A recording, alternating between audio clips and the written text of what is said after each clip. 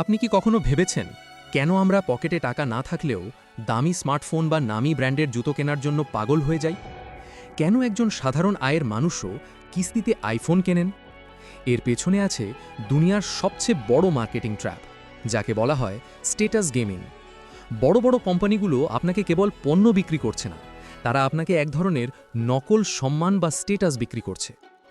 আসল সত্যটা হলো, একজন প্রকৃত ধনী মানুষ বা বিলিয়নিয়ারকে দেখবেন তারা খুব সাধারণ পোশাক পরেন, কারণ তাদের নতুন করে কাউকে প্রমাণ করার কিছু নেই।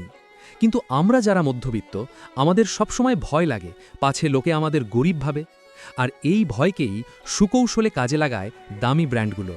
তারা এমনভাবে বিজ্ঞাপন তৈরি করে যেন ওই লোগোটা আপনার গায়ে না থাকলে আপনি সমাজের চোখে ছোট হয়ে যাবেন। তারা আপনাকে বোঝাতে চায় যে আপনি কি ব্যবহার করছেন সেটাই আপনার পরিচয়। আপনি যখন একটা দামি ঘড়ি বা ব্যাগ কিনছেন, আপনি আসলে আপনার কয়েক মাসের রক্ত পানি করা পরিশ্রমের টাকা ওই কোম্পানির মালিকের পকেটে তুলে দিচ্ছেন, শুধু বাইরের মানুষের কাছ থেকে এক মুহূর্তের বাহাবা পাওয়ার জন্য। একে বলা হয় কনসপিকিউয়াস কনজাম্পশন বা লোক দেখানো খরচ। এই চক্করে পড়ে আমরা সঞ্চয় করতে ভুলে যাই, বিনিয়োগ করতে ভয় পাই এবং সারা জীবন ইএমআই বা ঋণের বোঝায় দমে থাকি। অথচ সেই একই টাকা যদি আপনি নিজের ওপর বা ব্যবসায় খাটাতেন, তবে আপনি সত্যিই ধনী হতে পারতেন।